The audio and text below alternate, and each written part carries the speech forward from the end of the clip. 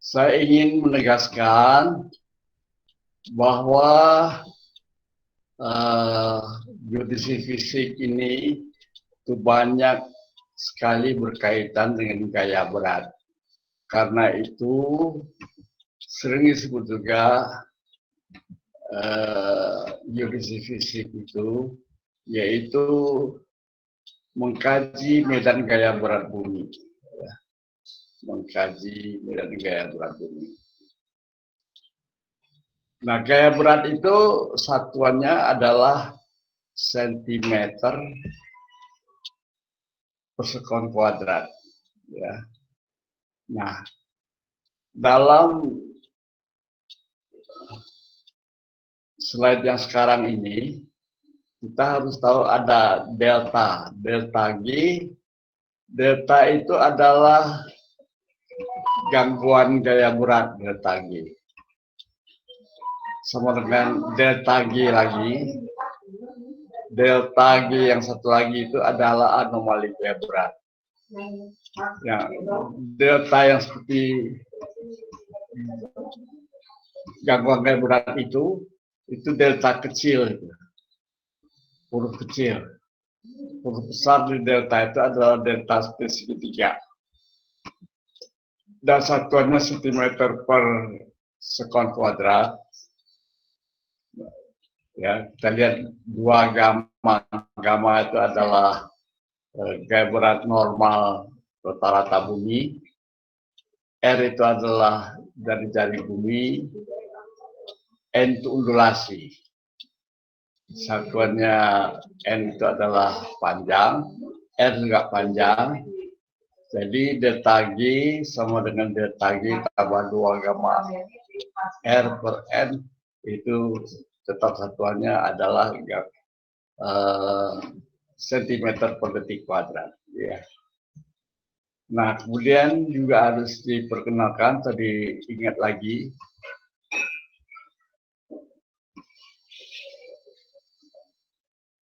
delta G itu sama dengan delta G tambah 2T per L. T itu adalah anomali potensial. Ya, anomali potensial. Satuannya T itu adalah sentimeter per sekon kuadrat. Ya. Nah, dibagi dengan R. Ya. T itu sentimeter kuadrat per sekon kuadrat. T dibagi R itu adalah sentimeter per sekon kuadrat. Di satuan-satuan itu penting. Nah, jadi Anda pelajari lagi ini. Ya. Ini sudah saya berikan pada waktu sebelum libur, ya. Saya berikan. Dan ini Anda harus ingat terus itu.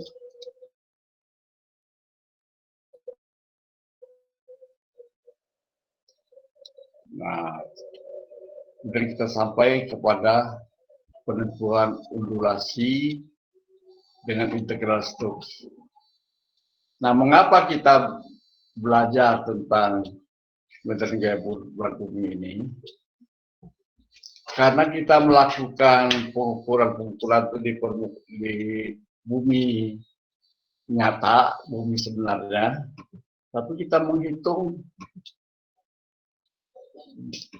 di ellipsoid, ya, itu tuh kita menghitung di situ.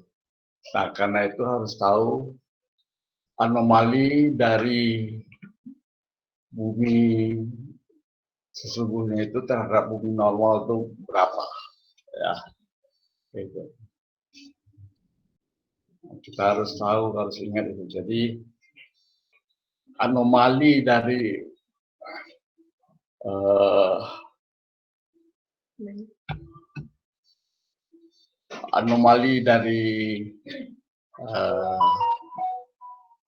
bumi sesungguhnya terhadap bumi normal itu penting. Ya. Jadi kita menghitung di bumi normal, tapi kita melakukan pengukuran di bumi alam yang sesungguhnya. Jadi anomalinya itu harus tahu, ya. Gitu.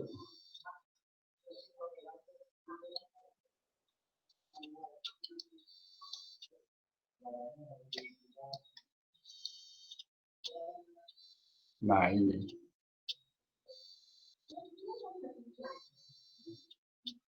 Nah ini persamaan dasar tadi tak ada ini, ya. Persamaan dasar tak ada ini. DTG anomali gaya berat,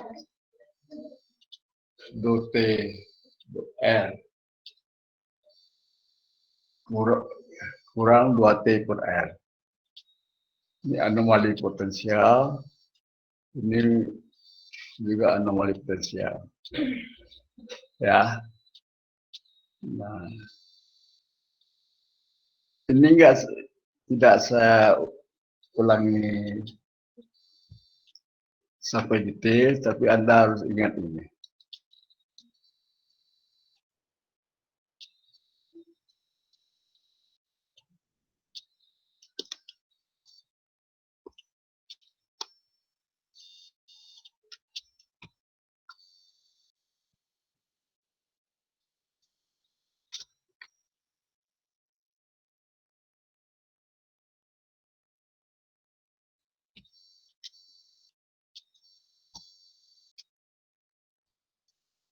Ya.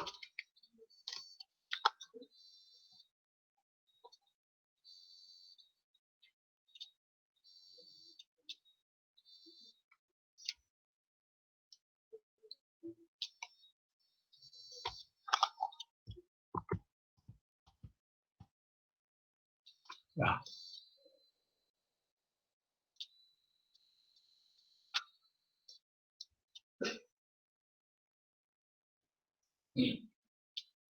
Nah ini lanjutannya.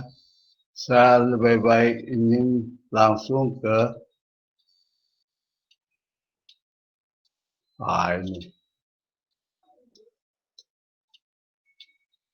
Nah, sini ya. Nah, segitiga bola yang ada dalam slide ini itu menunjukkan bahwa kita tidak menghitung undulasi di titik P. Ya. Titik P. Kemudian data gaya beratnya itu ada di D sigma. Ada di D sigma. Nah, kita harus tahu berapa panjang busur antara P dengan D sigma. Panjang busur itu adalah C. Nah, kontribusi D sigma ini terhadap undulasi di P itu kita cari dengan rumus Stokes. Rumus Stokes, ya. Dan persamaannya itu T anomali potensial T pada titik D sigma itu adalah R bagi 4P integral, terus ada, nah ini adalah rumus Stokes ini, ya, yang ini rumus Stokes. Kali data gaya berat di D sigma, data anomali gaya beratnya. Kontribusinya itu adalah dikali T anomali R per 4Pi. Kalau hanya satu titik maka dia belum sigma. Tapi kalau seluruh permukaan bumi maka pakai sigma, ya, dijumlahkan semuanya. Karena itu pakai integral.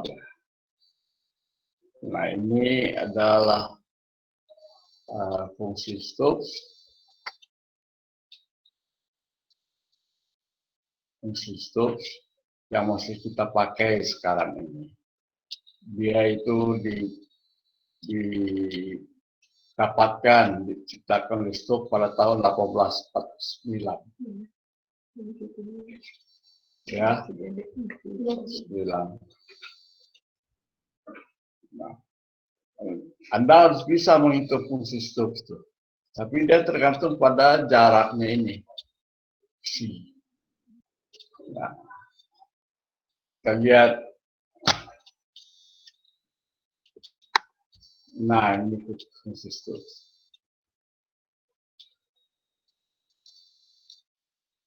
Ya. Nah, ini fungsi Stokes. Kalau kita lihat rumus tadi, kembali ke sini, ya. Kalau C-nya ini adalah berdekatan sekali dengan P, ya, maka dia itu besar 1 dibagi sin C. Sin C per 2 ini, kalau dia kecil, taruhlah berapa setengah derajat atau apa begitu, maka dia mendekati 0. Ya. Nah, sin C ini per 2 ini mendekati 0, 1 dibagi 0 itu tak terhingga. Jadi kalau dia dekat sekali D sigma ini terhadap P, maka dia tidak terhingga. Nah, bisa kita lihat di sini. Kalau dia dekati 0, udah tinggi dia. Hotin ini nanti aja. Ini penting juga hotin. Karena ada harus yang diperhatikan, maka tidak pakai Stokes, tapi nanti pakai hotin. Jadi sekarang Stokes dulu aja. Walaupun Anda sudah pernah saya berikan, tapi diulangi lagi. Jadi ini kalau jaraknya sekitar 10 derajat, fungsi Stokesnya sekitar 14 lebih nilainya, ya. Jadi besar sekali.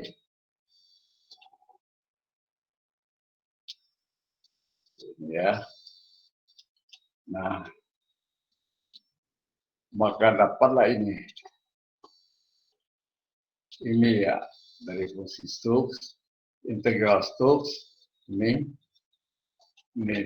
delta G, anomali gaya berat, ya, dari fungsi Stokes kali D sigma. Nah, nanti mudah-mudahan sudah normal nih kita ini sekarang nih.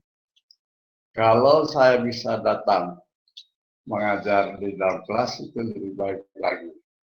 Tapi sekarang belum bisa. Maka ini tetap segala Stokes ini harus kita pakai, bagaimana cara pemakaiannya. Nah, ini nanti saja itu pemakaiannya. Ya. Sekarang belum dulu.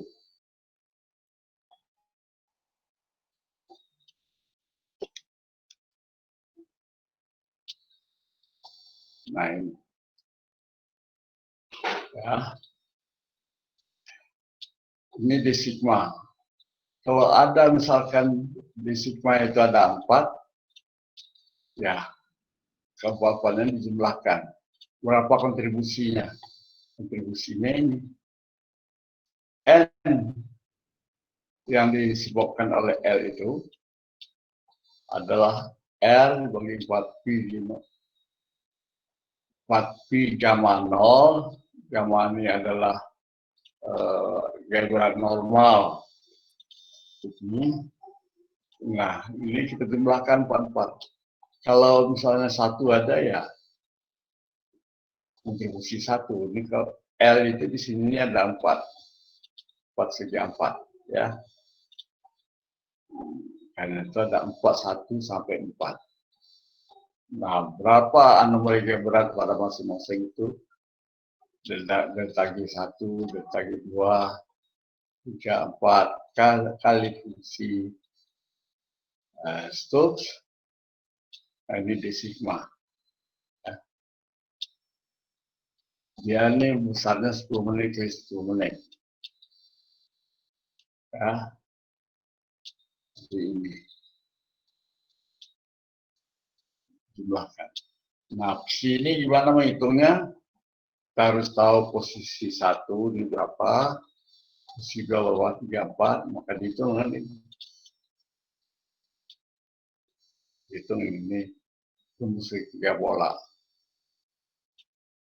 Ya. Gitu.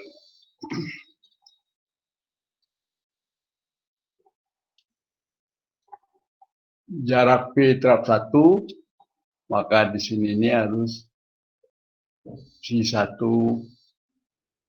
aksen ini P1 aksen, 2 aksen, lambda aksen. Ya, ini posisi dari segi 4 ini.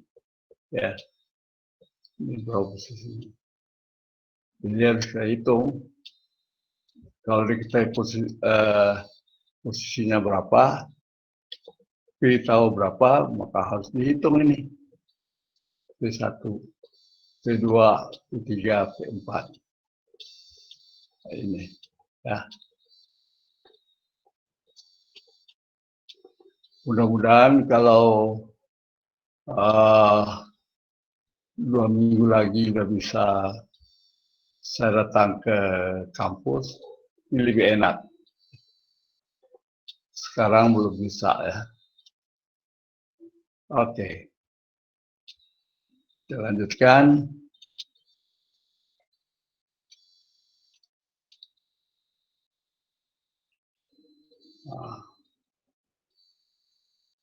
Selain dengan integral Stokes, kita juga bisa menentukan durasi Gibbs itu dengan data koefisien potensial. Data koefisien potensial. Nah, di situ kita menggunakan suku banyak Legendre. Dalam ujian sebulan yang lalu ini kita ada saya kasihkan ini supaya Anda bisa menghitung PNM ini. Sedangkan ANM, BNM ini adalah koefisien potensial. Ya. Nah, ini oleh orang-orang yang ahli dalam matematika, dia hitung ada rata-ratanya. Nah, PNM ini adalah polinomial Legendre. Ini penting juga bagaimana menghitungnya, ya. Gitu.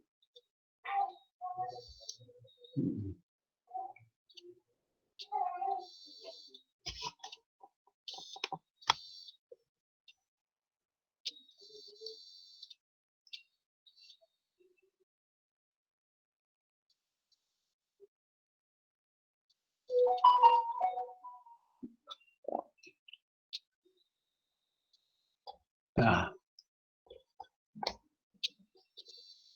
jadi selain dengan menggunakan rumus Stokes, kita juga bisa mencari durasi itu dengan koefisien potensial. Nah, sering digabung hitungnya. Untuk daerah sampai segini kita pakai Stokes, yang sisanya dengan koefisien potensial. Mungkin kira-kira 4 kali kuliah lagi sampai kita ke sini. Bagaimana cara menghitungnya itu, ya.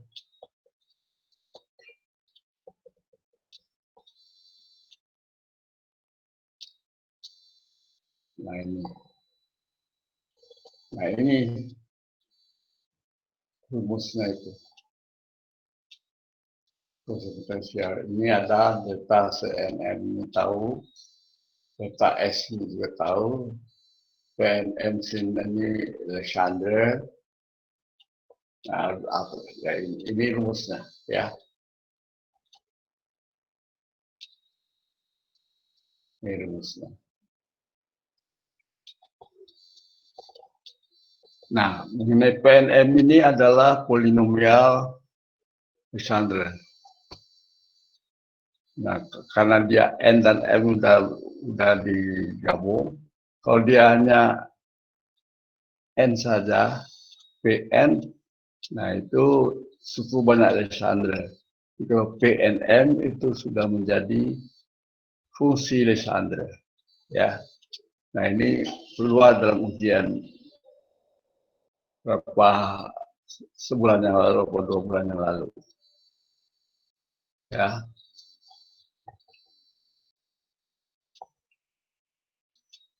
Nah nanti akan jelaskan ini. Saya cukup sampai sini karena ini baru pertama kali Anda ikut dengan saya melalui jarak jauh ini, maka saya ingin ngobrol lebih banyak dengan Anda, ya.